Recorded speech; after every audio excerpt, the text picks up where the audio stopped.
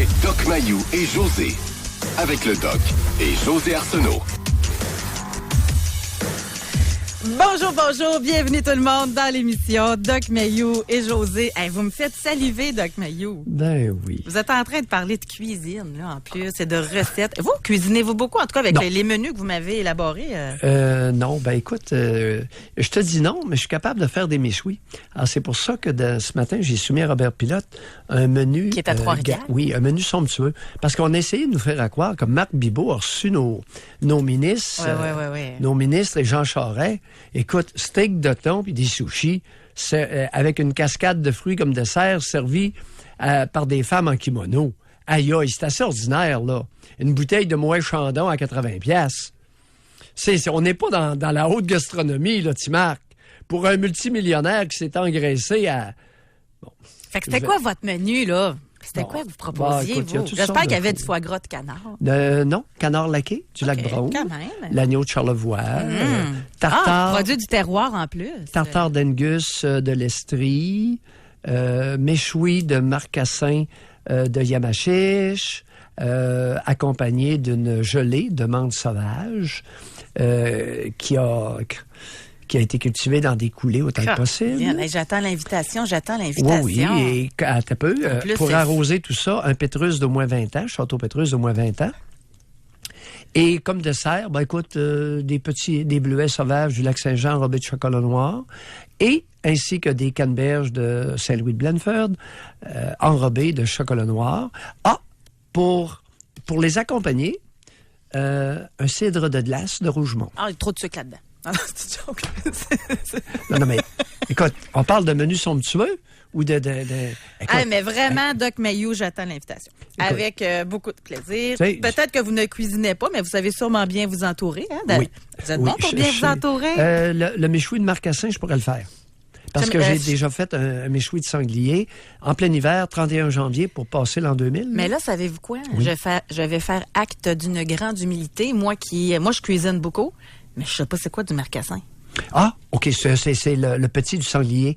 Pour ceux si c'est trop rare, si vous n'avez pas de marcassin... Ben non, mais c'est le fun de goûter des nouveautés, là. Oui, c'est un bébé sanglier.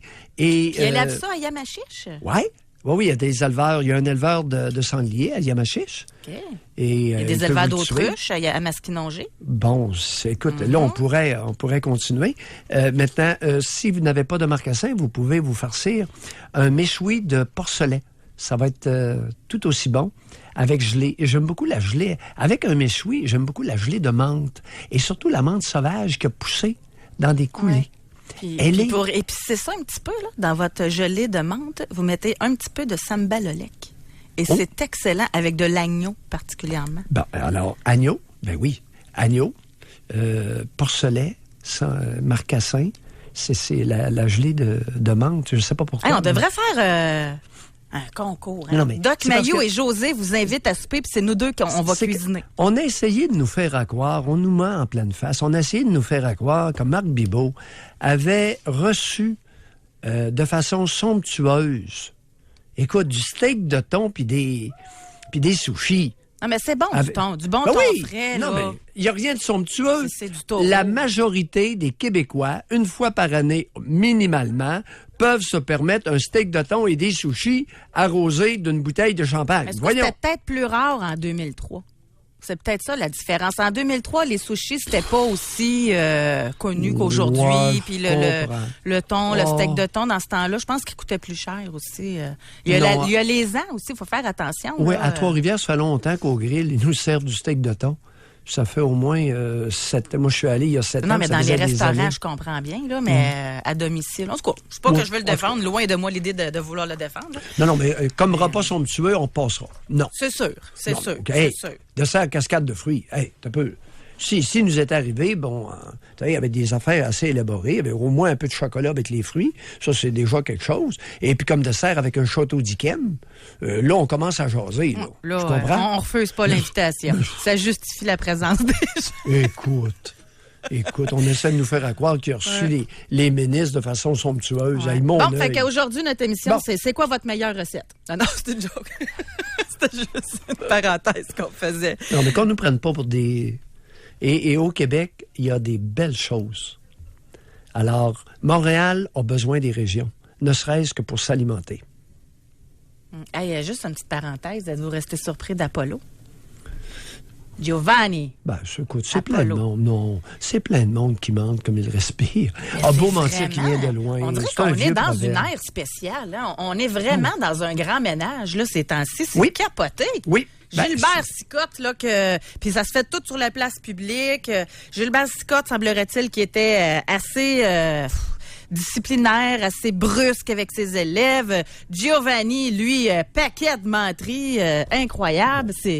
On dirait que chaque jour nous amène un scandale. Oui, il n'est pas le premier, puis il n'est pas le dernier. Tu sais, si on examinait la... Non, mais à ce point-là... Écoute, oui, mais il y a eu bien pire que ça avant, José. Si on examinait comment la famille Bibeau, la famille de Marc Bibeau a fait sa fortune, on serait peut-être gêné. Il y a des rumeurs pas jolies sur comment les Bibeaux se sont mis riches. Ça remonte au stade olympique. Là, on va faire attention, hein, parce qu'avec des rumeurs... Ben oui, des rumeurs. Il y avait la famille on pourrait des tomber Ourdis. En vacances plus vite qu'on le pense. Il y avait la famille des Ourdis dans les contracteurs. Doc, oui. moi, je suis là pour vous protéger. Oui, okay. Alors là, je vous protège. Oui. Okay. Fait que les rumeurs, quand elles seront confirmées, on en parlera. Mais en attendant, moi, je veux continuer d'animer avec vous encore longtemps. Alors, aujourd'hui, dans l'émission, on va parler d'un thème qui revient sporadiquement. Un thème qui est toujours comme sous-jacent à chacun des sujets qu'on amène. Et aujourd'hui, on plonge directement. On va parler des fils à maman et des petites filles à papa. Et on va commencer de façon générale. Moi, j'aimerais ça qu'on parle avec des gens qui ont vécu avec des fils à maman puis des petites filles à papa. Comment c'était de vivre dans une relation où la mère de votre conjoint est hyper présente, là, mais très présente. Et que votre conjoint est content qu'elle soit présente aussi. Il y a ça comme dimension. Parce que il y a les belles-mères fatigantes, mais il y a les belles-mères que les messieurs sont contents qu'ils soient là, puis qui racontent toute leur journée, qui appellent tous les soirs, qui sont tout le temps le premier à être là pour aller là, les aider au détriment même des fois de la conjointe. Ça arrive. Fait qu'on aimerait ça, parce que si on pose la question, êtes-vous un fils à maman? Je suis pas sûre que c'est facile de s'auto-évaluer là-dessus. Qu'est-ce que vous en pensez? Oui, c'est pas facile. Et on aimerait bien que ce soit contemporain. Alors, à l'heure actuelle, il y a beaucoup de conjointes qui ont un problème, et c'est le suivant. C'est la promiscuité, le rapprochement, même physique, de leur conjoint avec leur mère. Et il y a des hommes actuellement, des jeunes hommes qui sont pognés avec une conjointe qui est très proche, y inclus physiquement. Mais pensez-vous que c'est égalité? Y a-t-il autant de fils à maman que de petites filles à papa? Oh, je pense que oui. Oui. Oui. Ah, là, je vais valider tout de suite quelque chose avec vous avant d'aller à la pause. Ils n'ont pas les mêmes comportements. On va les définir. Mais juste avant, je veux vraiment valider parce qu'avec l'équipe du matin au FM 93, où je parlais du sujet, Sylvain, l'animateur, Sylvain Bouchard, il disait, mais où la limite? Tu sais, à partir de quand, là, t'es pas fils à maman ou t'es fils à maman? Puis là, j'ai essayé une réponse, puis je veux la valider avec vous, parce que je suis pas correct, je veux pas induire tout le monde en erreur, là. C'est vous le spécialiste. Moi, j'ai juste dit, à partir du moment que t'es capable de dire non à ta mère, ça t'invite à souper, t'es capable de dire non, puis qu'il n'y a pas de remontrance, puis qu'il n'y a pas de culpabilité, puis que t'es pas un fils à maman. Selon moi, c'est un point de départ d'évaluation. Bon, vous en pensez quoi? Ouais, c'est bon. Une bonne réponse, très bonne réponse. Mais moi, je vais être un peu plus vicieux que ça. C'est à partir du moment où il n'existe pas un sentiment amoureux entre la mère et son fils et le père et sa fille. Oui, mais ça, personne ne va le savoir. Et j'en profiterai pour glisser, pour alerter, pour conscientiser qu'il y a des professions, certains types de professions qui semblent regrouper davantage à l'heure actuelle de relations parents-enfants du sexe opposé transgressées. Et il y en a deux qui me viennent à l'esprit parce que j'en ai eu plusieurs qui m'ont consulté dans ces deux professions-là. C'est médecins et policiers. Très protecteurs. Demandez-moi pas pourquoi, mais très protecteurs de l'enfant de sexe opposé. C'est pas de la protection. Ben moi, ça m'est arrivé de parler avec des policiers, justement, puis ça passe bien. Là. Ils sont très protecteurs de leurs filles, puis eux autres, ils se disent, on voit tellement de choses. On voudrait pas qu'il leur arrive la même chose. Beaucoup de médecins et de policiers sont très à l'affût de protéger la virginité de leur fille. Beaucoup trop à mon goût. Mais on va aller à la pause, là. Mais Doc Mayou, ça, c'est un discours, comment que je pourrais dire, qui est totalement innovateur, là, de parler d'un sentiment amoureux entre le père et sa fille et la mère et son fils. Moi, je suis certaine là, qu'il y en a qui, ils savent là, que la mère est très présente, fils à maman, mais jamais ils vont être capables de dire que leur mère a un sentiment amoureux envers eux, là. Ça doit prendre une psychanalyse de quelques $1000, là. Oui, c'est pas évident. Fait qu'on va commencer à parler avec... Et c'est douloureux. On va en jaser, puis en discutant ensemble dans l'émission, peut-être qu'on va mettre des choses en perspective. Là, on va aller à la pause. Il est 9h41. Bon, peut-être que ça va être plus facile pour des conjoints ou des ex-conjoints de nous parler tout d'abord, mais si vous êtes en mesure de vous reconnaître, oui, je suis une petite fille à papa, oui, je suis un petit gars à maman, bien, vous êtes plus que bienvenus aussi dans l'émission. Pour rejoindre l'équipe du FM 93, composez le 670-9330.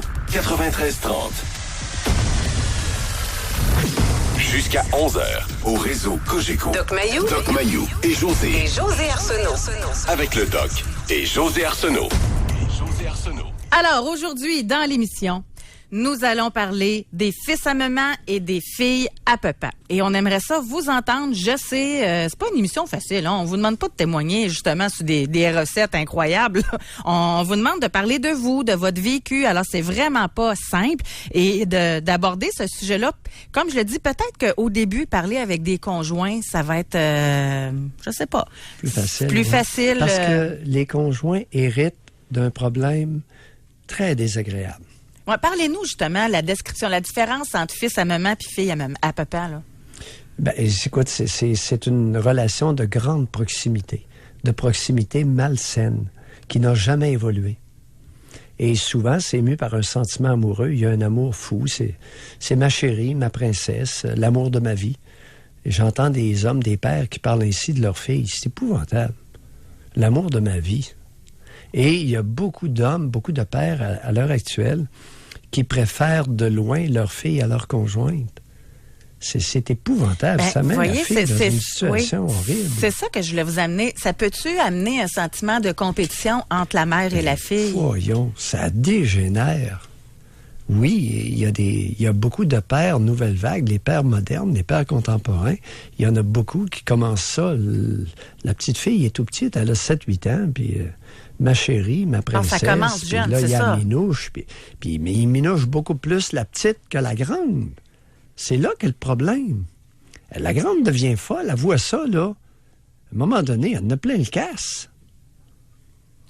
On a une auditrice, elle dit qu'elle l'a vécu, puis ça a été une relation très malsaine, malheureuse. Bon, allons-y. Non, mais c'est juste ça. Elle dit, aujourd'hui, je suis seule et je suis bien.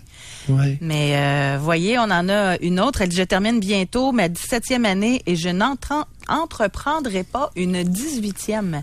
C'est horrible. J'ai traversé l'enfer. J'aurais probablement dû me réveiller plus tôt. Oui. Et elle dit, c'est si beau l'amour, le pardon, la tolérance, j'ai payé pour. Puis elle dit, moi, c'était juste belle maman, mais sa fille aussi, la petite fille à papa, ouf. C'était un 2 pour 1. Ça va-tu ensemble, ça, des fois? Exemple, un fils à maman qui, avec sa propre fille, devient le papa de la petite fille? Wow. Ben, pardon, attends un peu.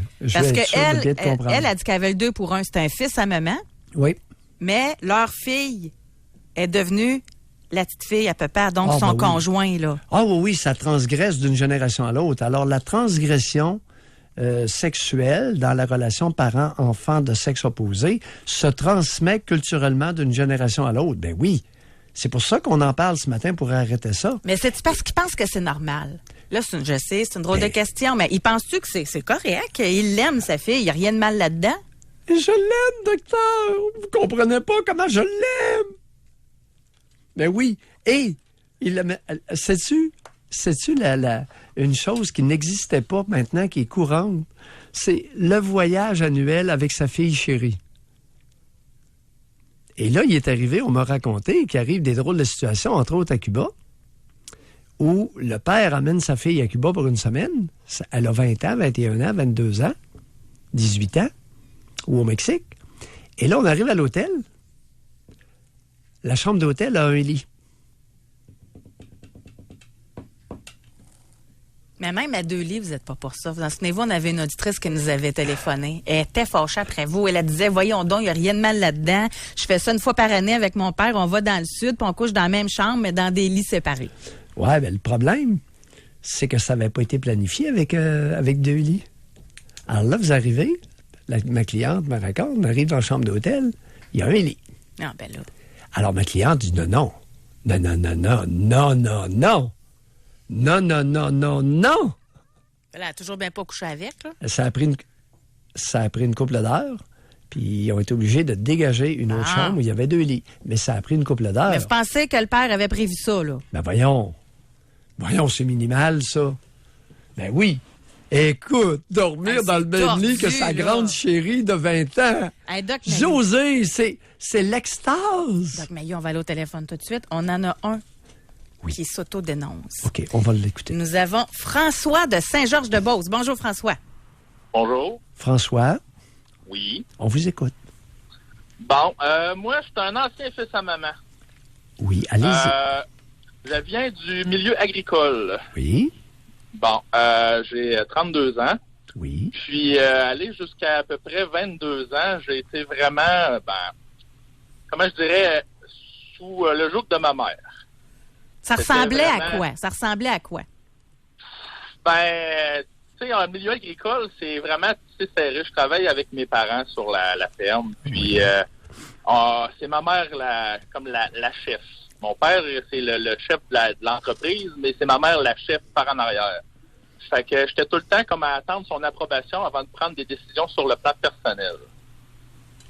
J'avais une conjointe, puis moi, je l'aimais bien gros, mais ma mère la détestait. Puis à force de me parler par en arrière que c'était pas une bonne fille pour moi, puis tout, ben j'ai fini par le penser. Puis, c'est ça, je l'ai laissé. Mais, heureusement, à peu près, mettons, 1 an après, j'ai rencontré une femme. Pas une fille, une femme. Elle était plus vieille que moi. Puis, elle m'a aidé à m'émanciper un peu de cette influence-là, à faire comme, OK, ce que tu penses, c'est bon. T'es pas obligé de tout le temps te référer à ta mère. Ta mère a fait sa vie, ben, fais la tienne, là. Fait que, votre mère, elle devait l'haïr en tabarouette, hein? Oui puis non, parce que c'est vraiment une femme adorable, ma femme. C'est une perle, là, sérieusement. François, il y a un vieux dicton, et ne l'oubliez pas. D'un ennemi qu'on ne peut vaincre, on en fait son ami. Ah oui, c'est ça, mais ne l'oubliez surtout pas. Encore, ma mère, parce que pardon? Elle quoi? Ma mère, elle picasse encore par un peu des fois. Bon. Là, ben oui, mais au moins, j'ai 2 enfants maintenant. Je suis capable de prendre le côté de ma femme, pas tout le temps être du côté de ma mère versus ma femme. Mais c'est toujours ardu. C'est ardu. Oui, c'est pas réglé, hein?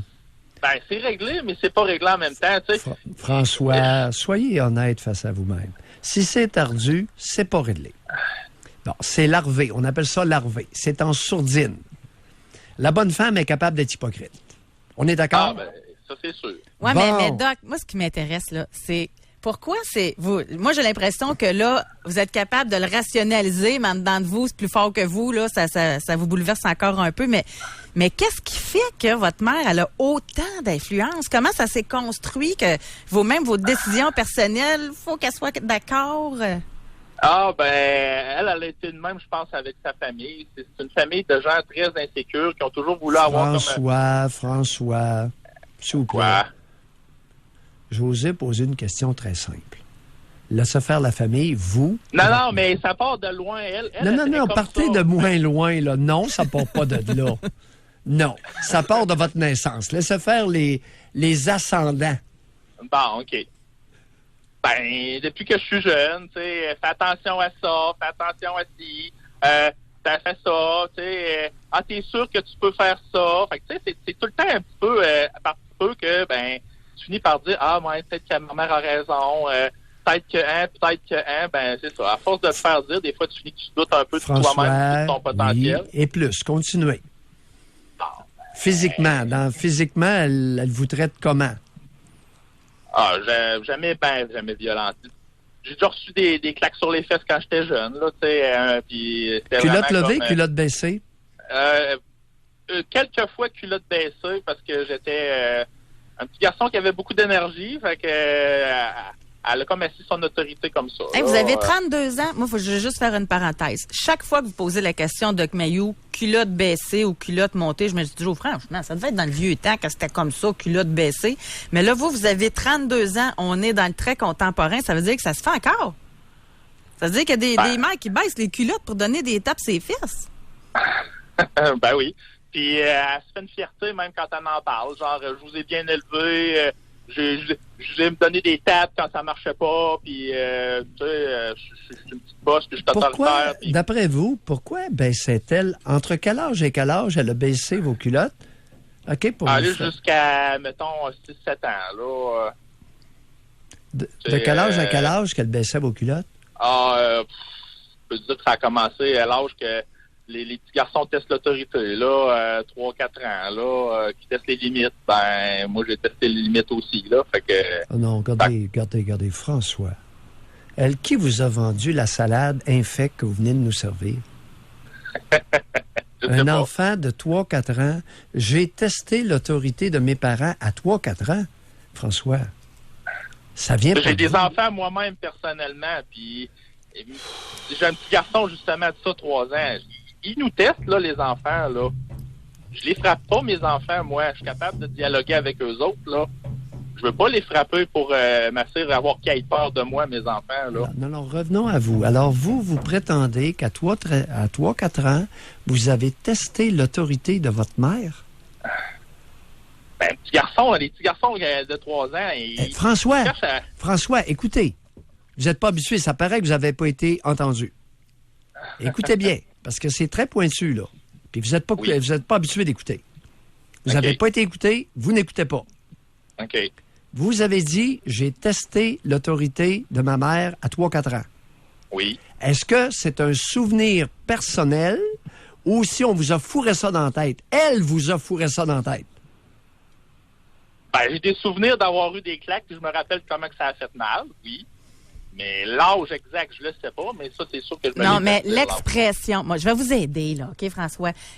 Prends-lui la main, il est habitué. Bien, on va y aller ensemble, François. L'expression, OK, tester l'autorité, c'est-tu votre analyse personnelle ou bien c'est votre mère qui vous disait, en tout cas, tu nous testais quand tu étais jeune? Ouais, ma mère me disait ça. Bon, alors, votre mère, mesquine, vous a convaincu que c'est vous, à 3-4 ans, qui testiez l'autorité, alors que c'est l'interprétation de cette faiblarde sur votre comportement. Possible. Intéressant. Possible? Non, mais c'est une piste de réflexion. L'aviez-vous déjà contemplé, cette piste-là? Non, parce que je me suis jamais vraiment assis pour réfléchir à 100% sur cette situation-là. Vous savez, François, vous avez 32 ans seulement. Il y a un bel avenir qui est devant vous. Et vous n'avez surtout pas besoin de la bonne femme. Sa job, elle l'a faite, elle ne l'a pas bien faite, et c'est du passé. OK. On doit se quitter là-dessus. Merci beaucoup, François. Merci beaucoup, François. Oui. Merci. Merci beaucoup. C'est super intéressant, parce que c'est sûr que c'est encore très contemporain. Puis on l'entend encore beaucoup. Juste ça, cette question-là, là. C'est vous, Doc Mayou, qui donnait des coups sur... parce qu'on entend taper... oui, c'est moi qui l'ai donné. Excuse-moi. Parce qu'on entendait cogner, puis là, je me disais, ça doit être... Non, il y a aussi que ça cogne dans le corridor. Okay. Mais j'ai remisé, j'ai déposé mon crayon avec vigueur. Non, c'est pas grave. Non, mais, écoute, on en a plein le casse de ces bonnes femmes-là, là. On en a assez au Québec. Mais je pense aussi, à leur défense, là, c'est des choses qu'on se fait dire puis qu'on répète sans réfléchir. Gars, comme lui, c'est le bon exemple. Et j'en ai des enfants, puis ils nous testent. Tu sais, c'est des phrases qu'on répète de génération en génération, mais sans vraiment valider la pertinence. Je sais pas si vous me suivez. Oui, très bien. C'est comme le My God. On répète le My God, même si on va plus à l'église, puis on le répète. Et là, il a développé la conviction. J'ai testé l'autorité. Il s'attribue une démarche qu'il n'a jamais faite. Tout ce qu'il se rappelle, c'était la douleur des maudites fessées. Puis il avait 3 ans. Il se levait pas le matin bébé. En se disant, je vais tester ma mère. La maudite, elle fait ça sur le bébé. Puis elle s'en vante. C'est scandaleux. Puis t'as raison. On pensait que c'était jadis, naguère, dans l'ancien temps. Il y a 32 ans. On va s'arrêter à la pause, Doc Mayou. On aimerait vous entendre réserver votre circuit téléphonique. Avez-vous vécu avec un fils à maman ou avec une fille à papa? Ou encore vous-même, comme François, est-ce que vous voulez nous en parler si c'est le cas pour vous actuellement? Pour rejoindre l'équipe du FM 93, composez le 670-9330. Doc Mayou et José Arsenault. Avec le Doc et José Arsenault. Au réseau Cogeco. Un petit effort, là. J'ai beaucoup d'histoires par courriel, sur texto, Facebook, mais on veut vous parler. On peut tellement aller plus loin. Oui. Vraiment, là. Merci François de son courage. C'est justement, je trouve que François, c'est un bon exemple. 32 ans, qui vient d'un milieu agricole, c'est tissé serré, il le dit, puis jusqu'à l'âge de 22 ans, il était, et là, c'est ses mots, là, sous le joug de sa mère. C'était comme ça. Et là, bon, après ça, il a rencontré une conjointe qui l'a aidé là-dedans à sortir un peu des jupes de sa mère. Mais un peu plus tard dans la conversation, il nous dit que sa mère donnait des tapes ses fesses. Puis vous, votre question habituelle que je trouvais tout le temps bizarre, mais que là, ça vous a donné raison de la poser. Est-ce qu'elle baissait les culottes ou pas? Oui. Ça fait pas longtemps, il y a 32 ans. C'est de notre génération, là. En tout cas. Et moi, ce que je comprends pas, comment, il me semble, quand tu reçois des tapes ses fesses de ta mère, moi, j'imagine que c'est humiliant, là, premièrement, puis surtout les culottes baissées, puis c'est au moins jusqu'à l'âge de 6 ans. J'imagine, il s'en rappelle, là, il nous en a parlé, là. Mais comment tu fais pour rester ces jupes de ta mère alors qu'elle t'a frappé? Soumission. Syndrome de Stockholm. C'est pas sans raison qu'elles fessent leurs enfants. C'est une façon d'avoir le contrôle dessus? De le soumettre, de l'assujettir. D'en faire son sujet, son futur petit mari. Mais pensez-vous que c'est vraiment pensé, là? Qu'elle veut en faire son petit mari? C'est ça que je veux qu'on jase, parce que, comme monsieur et madame tout le monde, qu'on n'est pas psychiatre, c'est pas facile à comprendre, là. C'est instinctif. C'est une tare. C'est une tare psychologique qui relève de l'instinct. C'est un mauvais instinct de vouloir faire de sa fille ou de son fils son conjoint. C'est une tare. Et ça roule dans certaines familles. C'est une tare qui est transmise soit culturellement et possiblement avec une connotation génétique. Vous parliez tantôt, en passant, des policiers puis des médecins qui étaient très forts là-dessus. On a une auditrice, elle dit, lorsque Doc Mayou dit que les policiers sont très protecteurs de leurs filles, vous n'incluez pas les militaires qui, je crois, ont la même attitude en raison de la nature de leur profession. Est-ce que je me trompe? J'ai été mariée avec un militaire. Fait que d'après moi, c'est de quoi elle parle. Oui. Et ce n'est pas en fonction de leur métier. C'est que ces hommes-là choisissent certains métiers davantage que d'autres.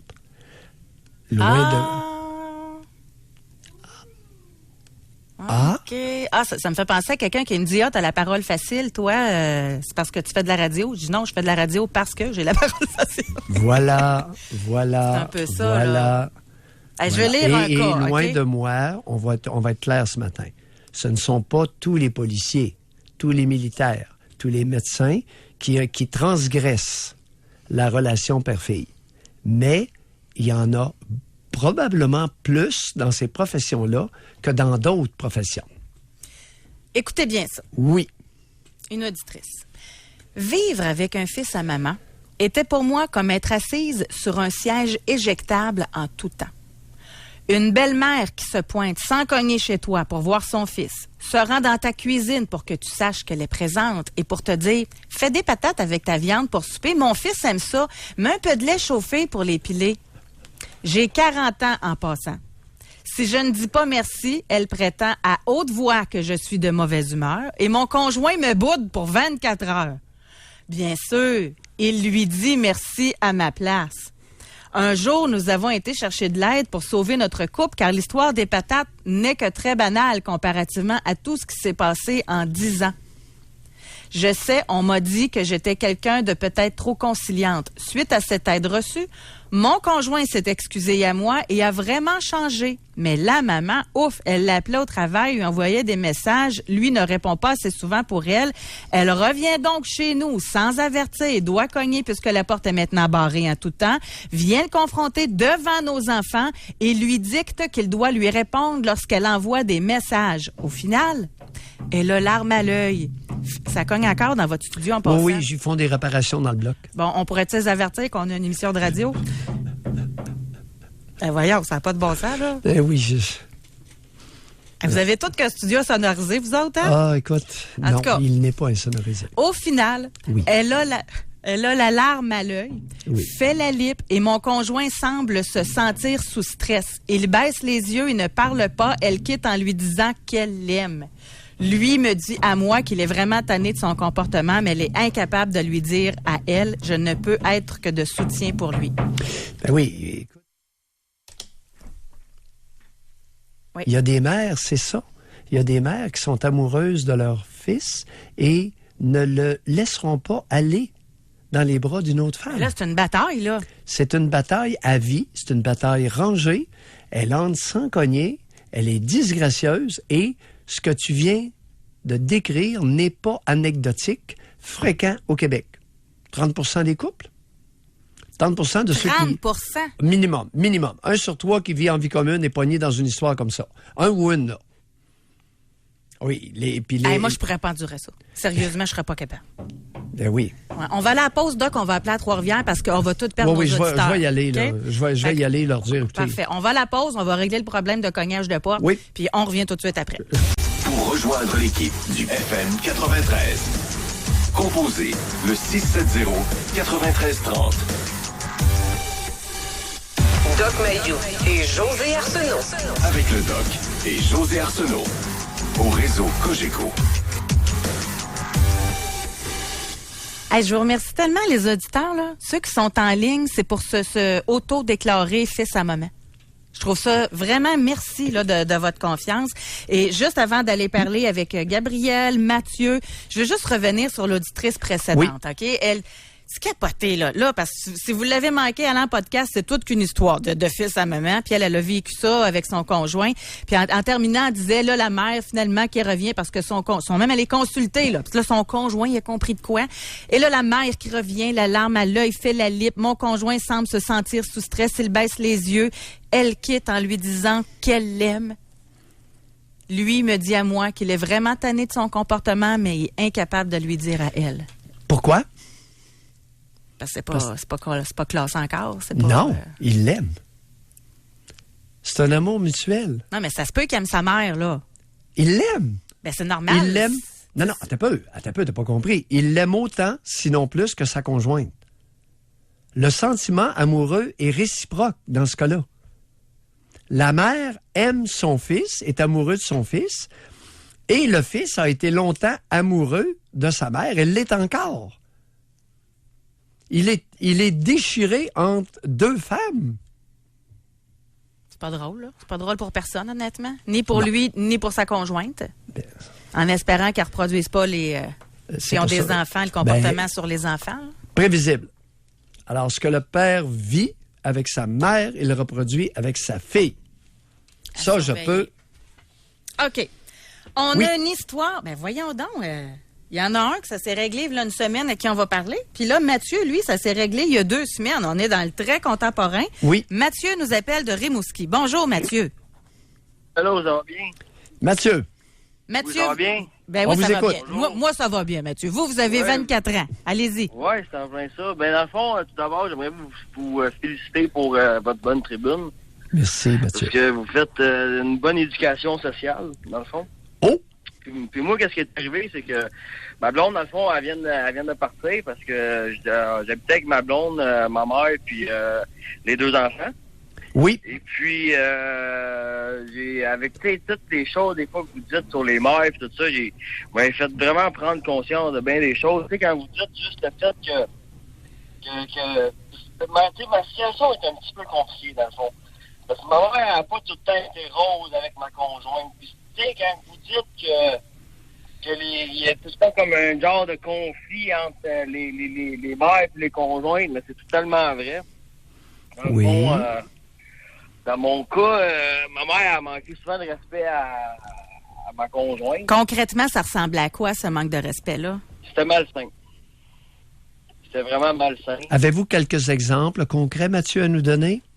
Ben, la dernière fois, là, ça a brossé pas mal. Elle a dit que c'était pas une bonne mère. Ben, elle a dit souvent à ses enfants, plus d'enfants devant nos enfants. Que Comment?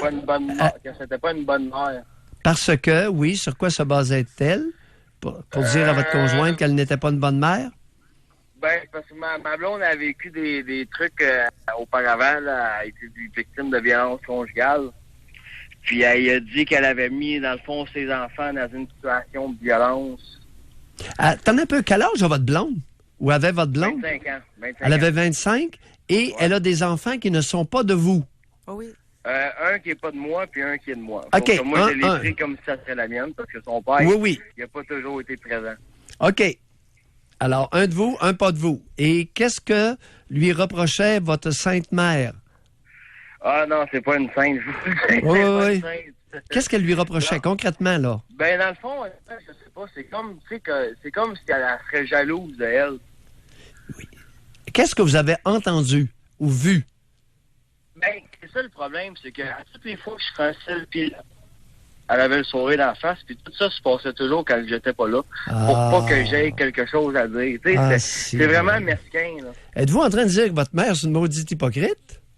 Ah, c'est gars, puis je l'ai trop souvent protégée, puis aujourd'hui, je la protège pas, puis honnêtement, c'est une méchante hypocrite. C'est une des raisons pour laquelle votre blonde est partie?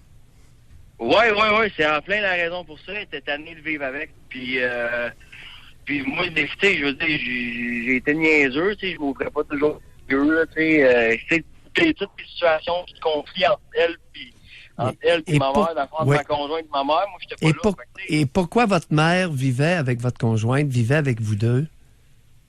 Dans le fond, nous, on était à Montréal, puis on a décidé, on était comme en train de, avant de déménager en Gaspésie, on était en train de se dire, peut-être qu'on va déménager ensemble, peut-être que ça va être une bonne chose. Mais finalement, ça n'a pas été une bonne chose par tout. C'était catastrophique. Totalement. Et là, malheureusement, on commence à vous perdre le son, là, mais j'aimerais ça comprendre pourquoi, là, il y a 2 semaines, comment vous avez fait pour rompre les liens avec votre mère? Ben, dans le fond, ma conjointe est partie, puis moi, j'ai dit que je voulais qu'avec le bloc à s'en aille, je voulais être donné. Avec le recul, j'ai bien vu que c'était la source de conflit. Parce que moi et ma conjointe, il y avait des conflits, puis c'était souvent par rapport à ma mère, et puis je m'ouvrais pas les yeux pour me dire que c'était vraiment elle, la source de conflit. Fait que ça a pris le départ de votre blonde pour que vous voyiez votre mère. Ouais, en plein ça, pour que je la voie de sa vraie face. Ouais, oui. Ça a vraiment pris ça. Puis et là, vous avez expulsé votre mère? Est-ce que votre conjointe est revenue? Non? Non, elle n'est pas revenue. Elle a déménagé assez loin. Elle est retournée en ville. C'est vrai. Moi, je suis resté en région, puis là, elle m'attend. Dans le fond, fait que moi, j'ai dit que j'allais aller la rejoindre. Ah, OK. C'est une histoire qui finit bien, là. Ah, attendez un peu. La bonne femme est rendue où, là? Oui, la bonne femme est rendue où, là? Elle est rendue dans un motel. OK. Elle est rendue dans un motel, mais c'est parce que, tu sais, j'ai voulu la mettre dehors souvent. C'est juste qu'il est arrivé plein de choses. Elle a eu le cancer, elle a fait une dépression, tu sais. Elle est rendue à quel âge, la bonne femme? À 45 ans, puis à 45 ans, j'aimerais pas ça être dans ses cheveux. Bon, Mathieu, vous sauvez votre peau et vous protégez vos enfants et votre relation avec votre conjointe. La bonne femme, il y a des services sociaux. Appelez les services sociaux dans votre coin, le CLSC, pour qu'ils s'en occupent, qu'ils ramassent ça, OK? Bonne chance, Mathieu. Merci beaucoup important. de nous avoir parlé, là. Oui, il y a des ressources pour ce genre de femmes-là. Non, mais 45 ans, c'est mon âge, ça, 45 ans. Ben oui. On a toute la vie devant nous, là. Il y a des ressources. Elle est mal foutue, elle est mal fagotée, elle a des problèmes majeurs, cancer, possibilité de problèmes de santé mentale. On appelle le CLSC, puis allez visiter cette dame-là, elle est dans un motel, puis vous l'aidez. OK? Merci beaucoup. C'est très contemporain, là. Ça vient de se passer. On va parler avec Gabriel qui nous appelle de Saint-Georges-de-Beauce. Bonjour, Gabriel. Bonjour. Bonjour, Gabriel. Bonjour, Doc. Moi, dans le fond, j'ai... ma mère, j'ai une mère que... Mes parents sont séparés. Ma mère, ça va bien avec mon père. Ma mère, elle travaille pas. Je l'aidais beaucoup. Puis dans les 2 dernières années, je l'aidais beaucoup parce que ça venait de finir une relation de 11 ans avec un chum difficile. Puis là, je me suis fait une relation cet été. J'ai rencontré une fille. Vous avez quel âge, Gabriel? J'ai 30 ans. OK. Puis ma mère, elle a proche de 60. OK. Puis là, j'ai rencontré une fille cet été que j'aime beaucoup. Puis là, après 2-3 mois, ça a causé problème parce que je voyais ma mère, puis le pire, c'était surtout la fin de semaine pour l'aider. Je l'aide beaucoup parce que pas d'auto, travaille pas, toute l'équipe, tandis que moi, j'ai tout réussi dans la vie, sauf mes relations. Fait que, dans le fond, cette fille-là, à un moment donné, ça a causé problème entre cette fille-là puis ma mère, parce que là, je voulais faire de quoi avec ma blonde, mais ma mère appelait, puis là, le blablabla de, tu veux pas faire avec moi, tu sais, de la jalousie, là. Mm. Fait que... Gabriel, là, on fait quoi avec cette bonne femme-là? Là, moi, je veux la tasser. J'ai commencé à aller voir une thérapeute, parce que je sais qu'il y a un problème. Puis là, ma thérapeute, elle m'a dit, une petite parenthèse comme ça, elle m'a dit, faut que tu apprennes à dire le vrai oui puis le vrai non, parce que des fois, je disais oui à ma mère, mais ça me tentait pas en tout. Non, regardez. Et à part voir une thérapeute, là, Oui. quel autre moyen avez-vous envisagé? Présentement, j'ai commencé la thérapeute, c'est tout nouveau. Okay. C'est ça, je parle, c'est peut-être même plus ma blonde présentement, fait que, mais on en parle ensemble. J'ai pas envisagé d'autres moyens pour l'instant. Mais j'ai parlé, oui, j'ai envisagé un autre moyen, j'ai dit à ma mère qu'elle avait besoin d'aide. Oui. Et? Puis à cet âge-là, elle veut rien savoir. Elle va s'arranger toute seule. OK? Alors, vous, c'est de trouver, il y a des ressources dans votre coin, là. À Saint-Georges, il y a des ressources, il y a des services sociaux, et vous les appelez, puis vous leur dites là, que la bonne femme a besoin d'aide. Mais Gabriel, vous avez perdu votre blonde à cause de votre mère? Peut-être pas perdu encore. c'est vague présentement. Alors, non, l'histoire de la thérapeute pour vous aider à grandir avec Capitaine Crochet, qui est pendu à vous, là, ça marche pas. Il faut faire les deux. Je veux bien que la thérapeute vous aide à dire un vrai oui et un vrai non, mais la bonne femme s'accroche dangereusement à vous et va ruiner toutes vos relations intimes. Je pense que vous avez raison. Alors là, vous dites à la bonne femme, non.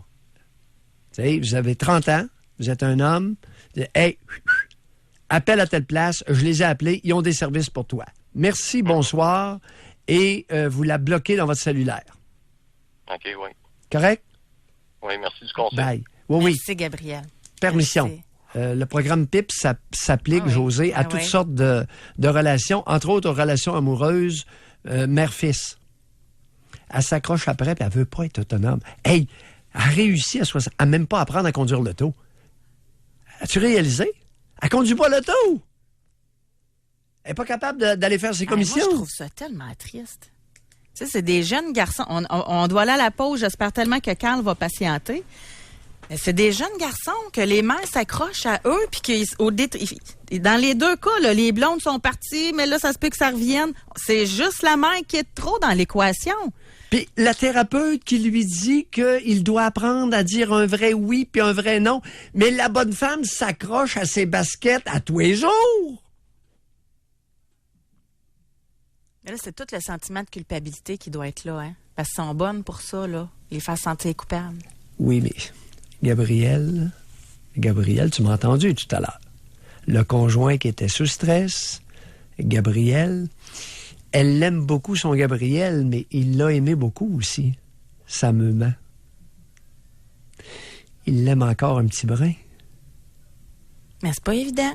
C'est pas évident, là, tout vivre ça. Alors, au lieu d'apprendre à dire un vrai oui, un vrai non, la thérapeute aura avantage à regarder la relation amoureuse transgresser entre les deux. Madame la thérapeute, s'il vous plaît, on ouvre les yeux et on les met vis-à-vis les trous. Mais pour que Gabriel appelle aujourd'hui, c'est que là, il y a une coupe de lumière qui allume. Là. Oui. Ce qui est très bon. 30 ans. On va aller à la pause. Carl, j'espère que vous allez rester là. Il nous appelle de Sherbrooke. Et lui, il est un fils à maman jusqu'il y a une semaine. Pour rejoindre l'équipe du FM 93, composez le 670-9330. Doc Mayou et José. Avec Doc Mayou et José Arsenault. Au réseau Cogeco. Hey, je lis toutes sortes d'affaires, Doc Mayou. Ça n'a pas de bon sens. Vraiment, non. là. Non, ça ne l'a pas. C'est qu'il y a énormément de relations parents-enfants qui sont extrêmement tordues.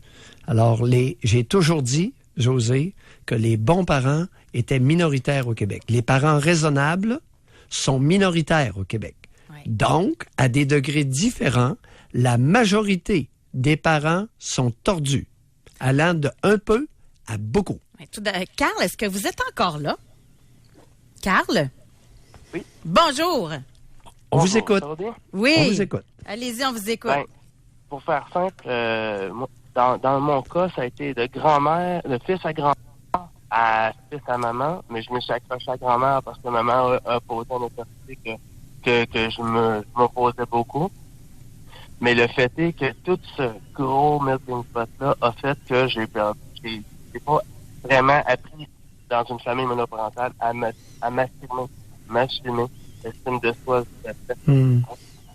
Tout récemment, en octobre, j'ai commencé la thérapie comportementale et l'anxiété. Pensez-vous, Carl, qu'il y a moyen de ranger le téléphone, quelque chose pour qu'on vous entende mieux? Malheureusement, je peux pas faire mieux. Là, c'est bien, là. OK, continuez. Là, c'est mieux? Donc, récemment, on revient au mois d'octobre. Oui. J'ai été amené par mon médecin de famille à faire une clinique cognitive comportementale sur l'anxiété, l'information de soi et tout ça.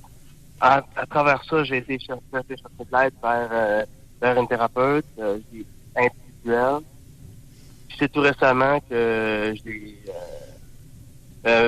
j'ai commencé à voir clair à travers tout ça. Mais c'est parce qu'à un moment donné, la cognitive comportementale, c'est qu'elle t'amène à t'introspecter aussi.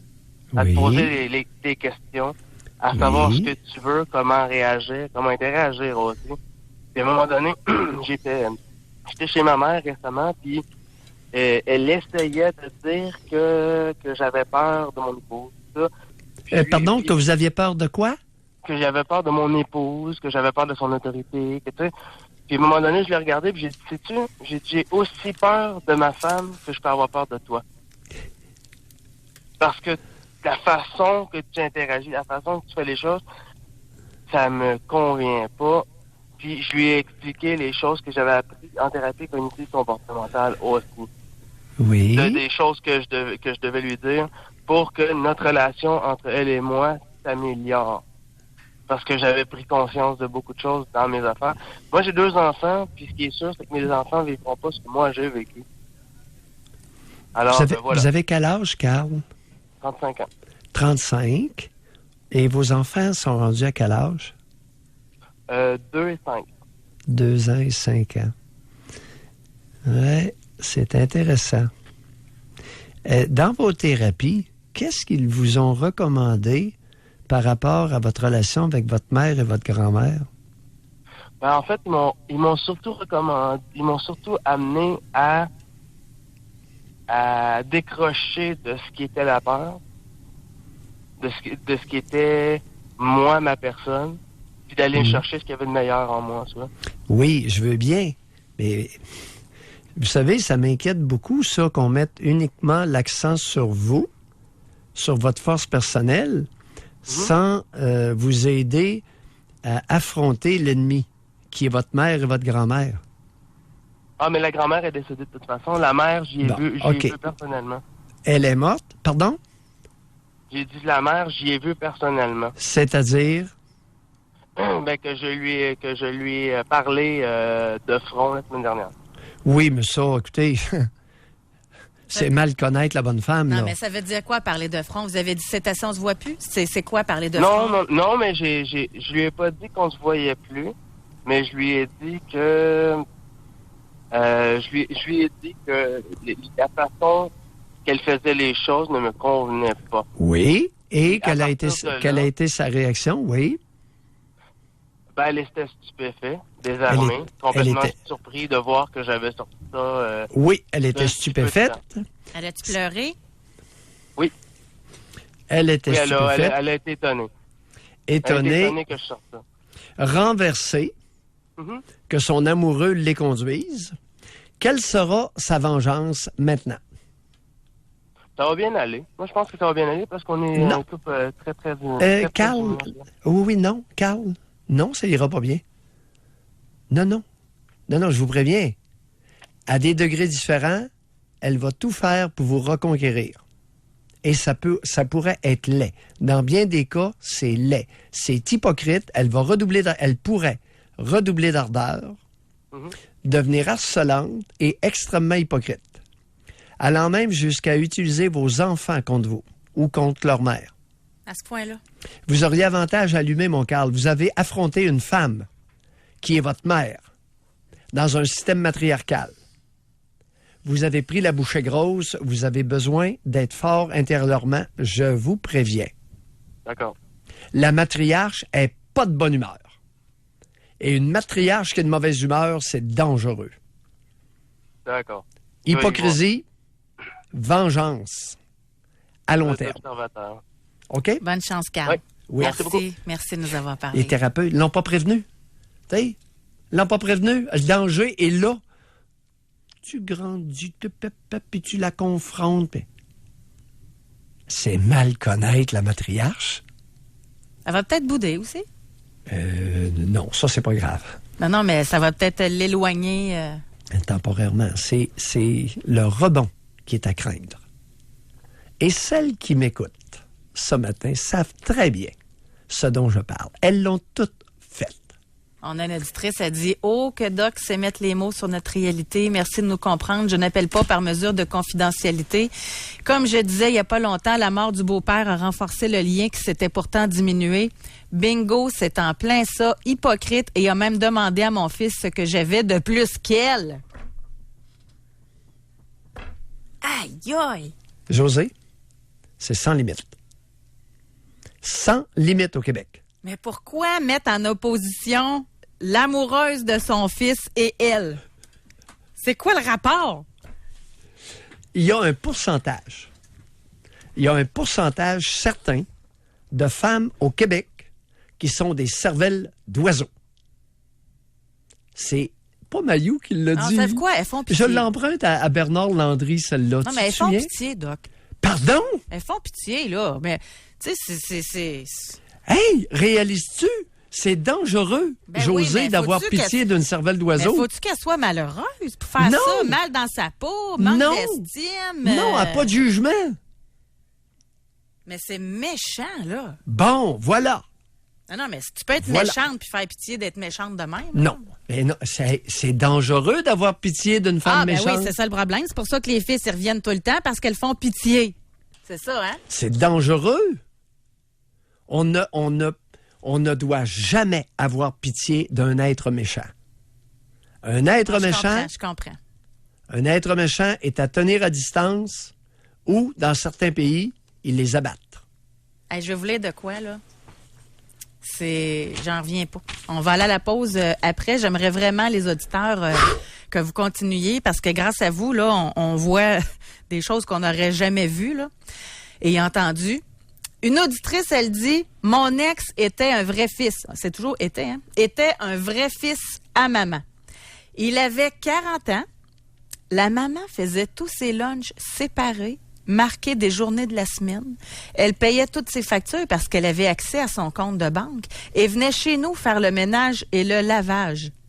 Là, ce fut assez. La belle-mère qui lave mes sous-vêtements et mon lit, c'était trop. On a donc déménagé à 1 heure de route de chez eux et là, on a eu la paix. C'était très lourd. Je sais pas comment vous avez fait pour endurer 1 semaine. Mais en passant, le gars... En tout cas, je vais pas commenter. Oui. Non, mais un gars qui accepte que sa mère fasse ses lunchs, puis qui accepte que sa mère lave les sous-vêtements, puis qui accepte que c'est sa mère qui va dans son compte de banque, je pense qu'il y a beaucoup de travail de virilité à faire, là, son chum. Là. Qui lave ses shorts. Oh! Qui lave ses shorts. Alors, c'est un homme de 40 ans qui est amoureux de sa mère. Hey, étais-tu sous l'emprise? Non. Elle payait ses comptes? Non, il est amoureux. Ça veut dire qu'elle savait même tout l'argent qui rentrait, qui sortait. Elle avait un contrôle total. Non, c'est pas le contrôle qui est le problème, c'est l'amour. L'amour réciproque. Aimons-nous les uns les autres. OK, voilà la pause. Pour rejoindre l'équipe du FM 93, composez le 670-9330. Doc Mayou et José Arsenault. Le Doc Mayou et José, c'est le Doc et José. Au réseau Cogeco. Doc, vous avez beau le dire, le répéter, que c'est endémique. Même avant qu'on commence ensemble ce matin dans notre meeting, vous disiez, moi je pense même que c'est épidémique, là, les relations comme ça, mère-fille, et les relations mère-fils et père-fille. Et encore une fois, je sais, ça fait têteux, là, mais merci à ceux qui appellent. Parce que c'est vraiment grâce à vous autres qu'on peut mettre ça en lumière. Puis, grâce à vous, là, vous devriez voir le nombre de messages qu'on a. Merci, c'est exactement ce que je vis. Ça n'a pas de bon sens à quel point ça touche du monde, ce sujet-là. Les fils à maman et les filles à papa. Ouais. Mais c'est rendu toutes les problématiques que ça amène. Et ce monde-là s'en vante. Ben, c'est ça. Combien de parents on entend? On veut le couple. On veut le couple. On veut en avoir chacun un. Puis c'est l'enfant de sexe opposé. On veut le couple. On a eu le couple. C'est épouvantable d'entendre ça. Mais c'est surtout que ça paraît bien. Méchante gang de tordus. C'est encore là, dans la perception, là. Ah, je suis proche de ma fille. Tu sais, ça paraît bien. Ou la mère, moi, je suis proche de mon fils. Oh, mon chéri. Non, mais tu sais, en passant, ça se peut des relations saines aussi, on va le mentionner, là. Ça se peut être proche, mais avec une distance, là. Ouais. Et que vous avez des doutes dans votre visage, là, mais en tout cas. Qu'est-ce que tu as vu? Je vois votre scepticisme. Non, c'est que la majorité, malheureusement, puis ça, c'est pour ça qu'on fait ces émissions-là. Ouais. Au moins, on permet à un pourcentage important de parents de réaliser qu'ils sont sur une mauvaise voie en étant amoureux de l'enfant de sexe opposé. Mon chéri puis mon amour, ça, c'est le grand. C'est pas le petit. C'est pas la petite. On va arrêter, là, mon chéri, mon amour. Hey, je l'ai assez entendu. Non. Notre enfant a un prénom. On l'appelle par son prénom. Ah oui. Hey, on a une auditrice. Puis les déclarations d'amour, là, je t'aime, puis je t'aime. À un moment donné, on est dans l'ambiguïté, là, les copains. Je vais juste vous lire une auditrice. Elle dit, vous pensez quoi?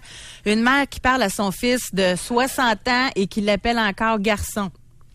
Elle dit, c'est une belle-mère castrante. Dans les débuts de notre relation, elle venait chez nous tous les samedis matins. Imaginez-vous que j'avais pas envie de vraiment de faire l'amour. Je commençais à rager le vendredi soir. Il a jamais été capable de lui dire. Elle venait même montrer notre maison à ses amis. Je peux vous en compter. J'en ai des exemples depuis 15 ans. C'est triste car je me rends compte que j'ai perdu mon temps avec un homme qui est en amour avec sa mère. Pour vous dire, j'ai lâché prise de cette situation et je vais quitter cette relation malsaine entre lui et sa mère. J'ai assez perdu mon temps. Et là, c'est parce que je viens de dire que les gens réagissent beaucoup. Elle dit surtout d'entendre les autres, je me sens moins seule. Je me sens plus normale quand je me suis posé des questions sur moi-même. Ben oui. Et sais-tu qu'est-ce que ces hommes-là, les amoureux de leur mère, sais-tu qu'est-ce qu'ils répondent à leur conjointe? Le commentaire que j'ai le plus entendu? On le voit bien. T'es jalouse. Alors là, ça déstabilise la conjointe. Parce que c'est vrai qu'elle est jalouse. Oui, elle est jalouse du fait que son conjoint est amoureux de sa mère. Ouais. Oui, elle est jalouse. Et là, la pauvre femme se défend. Non, je suis pas jalouse. Oui, vous êtes jalouse. Ah oui, puis toi, t'es pas un homme. Et vous êtes légitimée d'être jalouse. Parce qu'il est amoureux de sa mère, le tarlat. Ah, Doc, le temps file, on va parler avec Chantal parce qu'elle elle a vécu quelque chose aussi. Bonjour, Chantal. Bonjour. Oui, bonjour. Bonjour, ça va bien? On vous écoute. OK. Alors, moi, j'ai rencontré mon ex-conjoint. J'avais 16 ans, il en avait 21. Oui. Il restait chez maman. Il dormait encore avec sa petite doudou de bébé. Hein? Maman s'occupait de tout faire ses lunchs, payer ses comptes et tout ça. Fait que vous imaginez que moi, quand que j'ai pris le relais, je suis devenue comme maman. Et j'ai eu à vivre des situations incroyable, où à un moment donné, elle pensait qu'elle était même la mère de mes propres enfants. C'était l'enfer. Quand j'ai quitté cet homme-là, il m'avait trompé, il retournait chez sa mère, mais c'était tout de ma faute à moi. Et il habite maintenant encore chez sa mère, il a 55 ans, 54 ou 55. Et là, imaginez-vous que mon fils s'est rendu avec eux. Que votre fils a quel âge? Oh oui. Non, Chantal. Lâchez-moi l'enfer, là. Écoutez, ça a duré. Vous avez quel âge, là? Ben moi, j'ai 47 ans. J'ai resté avec lui 22 ans. Oui, vous avez fait 22 ans. Et votre fils a quel âge? Lui, il a 22 ans. Votre fils a 22 ans. Moi, j'étais pas fils à maman, là. C'était garde, grand-mère, mon homme, d'attitude, là. Bon, regardez, qu'est-ce qu'il y a d'infernal? Ça fait combien d'années que vous êtes séparés, là? Ça fait 6 ans qu'on n'est plus ensemble. Oui. Et puis, ce qui est infernal, c'est qu'il reproduit les mêmes actions que sa mère produit, mais chez mes enfants. Donc, c'est-à-dire que si mes enfants n'ont pas le droit de me parler, les enfants n'ont pas le droit d'avoir des contacts avec moi, sinon ils leur fait des crises. La grand-mère s'en mêle. Ma fille, elle s'est faite... Ah oui, voyez quel âge a votre fille? Ma fille, elle a 29 ans. Oh! Elle a 29 ans. Oui. Est-ce qu'il y en a d'autres enfants? J'en ai une de 24 aussi. Oh, il y a une 24 ans. C'est ça. Et il y a eu... oui. Et quel genre de lien... Ma fille se fait appeler par la grand-mère quand elle a eu le malheur de parler à sa mère. Ben oui. Et là, la grand-mère lui fait des crises, écoute, ça n'a pas de bon sens. Attendez un peu. Attendez un petit peu, là. Attendez un petit peu. Deux choses. Quel genre de lien avez-vous avec vos deux filles? Ah, j'ai des très bons liens, ça va bien. Et quel genre de lien ont vos deux filles avec leur père? Ben, c'était au départ des petites filles à papa pas mal. Aussi, c'était pas drôle, là. Surtout ma plus vieille, là, c'était pas drôle, là. Sa fille, il faisait ses petites couettes, il plaçait son petit linge, puis il fallait pas que... Non, j'avais pas le droit de dire rien quand ça faisait pas, Chantal, là. Avez-vous accepté ça? Je l'ai accepté pendant trop longtemps, oui. Vous avez accepté ça pendant combien d'années? 22 ans. Vous avez accepté ça pendant 22 ans. Vous récoltez, chère Chantal, ce que vous avez semé. Oui, hein? Ainsi va la vie. Lorsqu'on est lâche, on paye le prix. Alors, venez pas vous plaindre que vous avez vécu l'enfer. Vous avez fait preuve de lâcheté pour des raisons que j'ignore. J'ai mis mon pied à terre souvent, mais là, c'est rendu que j'étais tout le temps pris entre l'arbre et l'Écosse. Là, Chantal, vous avez, entre nous autres, n'est-il pas exact de dire que vous avez été lâche plus souvent qu'à votre tour? Ah, j'ai lâché prise à un moment donné. Bon, alors non, vous n'avez pas lâché prise, vous avez été lâche. Oui. Et vous payez pour. Alors, assumez. Merci, Chantal. Si vous aviez été brave, il y aurait eu d'autres problèmes, mais au moins, vous seriez fiers. Merci, Chantal. Oh, on ne sera pas naïf, Madame Arsenault. Il y a l'inverse qui s'est produit, Doc. Parce que quelqu'un dit, vous devriez faire une émission... La lâcheté a son prix. Oui. Et non, parfois, il est très élevé. C'est bien dit. J'ai rien à rajouter. Je me tais. Non, mais non, loin de moi l'idée de... Non, mais t'avais d'autres choses, là. Oui, c'est ça. Des fois, je pars. Parce que c'est à l'inverse. Oui. C'est quelqu'un qui a dit, quand j'ai commencé ma relation avec mon conjoint actuel, sa fille de 20 ans me disait toujours qu'elle était la femme de la vie de son père et que je ne prendrais jamais sa place. Donc, après plusieurs fois de ces dires, j'ai décidé de partir. C'était pas mon intention de briser la relation qu'il avait. Donc, résultat, mon conjoint a décidé de me suivre. Et sa fille, après 4 ans, lui en veut encore. Elle lui dit qu'il l'a abandonnée. Oui, José. Hey, là, c'est le père qui a tranché. C'est spécial, ça? Oui, José. Mais c'est-tu le père qui avait parti le bal, selon vous, pour que ça en arrive là? La question qui tue. Alors, la grande de 20 ans est amoureuse de son père chéri. Est-ce que c'est le père qui a parti le bal? Mm-hmm. Force est de constater que le plus vieux des deux était le géniteur et non pas l'enfant. Fait qu'elle peut pas avoir tout d'un coup décidé que c'était la femme de la vie de son père. Là. Elle était sa petite princesse et là, notre auditrice qui doit être super belle a décidé de... Et qu'a fait le rat? Le rat a cultivé la relation amoureuse avec sa fille. Ah, mais là, il a tranché, là. Là, il a choisi la conjointe. Puis la fille, sa fille à lui, elle n'est pas contente. Il l'a cocufié symboliquement. Il l'a abandonné, il l'a cocufié, il l'a trahi. Hey, c'est spécial, hein? Hey, rapidement, il l'a trahi. On va rendre service à quelqu'un de 38 ans. OK? Il dit, si je veux m'acheter de quoi, je dois demander la permission à ma femme. Ma femme est toujours correcte. Elle me met jamais de pression. Est-ce que je suis féminisée ou bien j'ai été un fils à maman car je me rappelle ma mère achetait toujours mon linge? Il a 38 ans, puis dans sa tête, il faut qu'il demande la permission à sa femme. Ben oui, oui, ça se pourrait que ce soit la continuité. Maintenant, ça dépend jusqu'à quel âge sa mère achetait son linge. Ouais. Jusqu'à quel âge, là, c'est important. Et avait-il un mot à dire? Ouais. Je vais rarement, moi, je m'arrange toujours pour que ce soit quelqu'un qui aille acheter mes guenilles. Parce que j'aime pas aller au magasin. Mais en général, je les envoie comme éclaireurs. Alors, je les envoie comme éclaireurs, puis lorsqu'elles ont repéré les guenilles que je veux acheter, mais ça, c'est pas là, j'y vais. pareil. C'est pas pareil. Moi, il n'y a rien de mieux que j'aime d'habiller à mon goût mon conjoint. Non, ça, par exemple, ça, José, là, il y a une différence. Alors, j'envoie une femme en éclaireur, née avec des balises très claires. Chemise carottée. Hein? Vous, ça vous prend une chemise carottée. Vous le voyez pas, là, mais dis oui. Hey, Doc Mayou, c'est tout le temps qu'on a. On aurait pu continuer longtemps. On est débordé de courriels, des histoires incroyables, vraiment, là. Merci. Puis si je vous lis pas, c'est pas que vous êtes pas intéressant, là, puis que c'est pas hot votre situation, c'est qu'on n'a pas le temps. Chers auditeurs, merci pour la confiance. Ah, vraiment. La confiance est au rendez-vous et on va essayer de demeurer à la hauteur. Oui. Merci. Alors, plus tard, on peut pas élaborer, là, mais les relations mère-fille, père-fils, on a eu beaucoup d'histoires là-dessus aussi, mais c'est parce que c'est un autre domaine de réflexion, là. Oui, un autre dynamique. Un autre dynamique, c'est ça, je cherche. Et qu'on se complète. Merci beaucoup, tout le monde. Passez une belle journée, Alex et Olivier. À demain.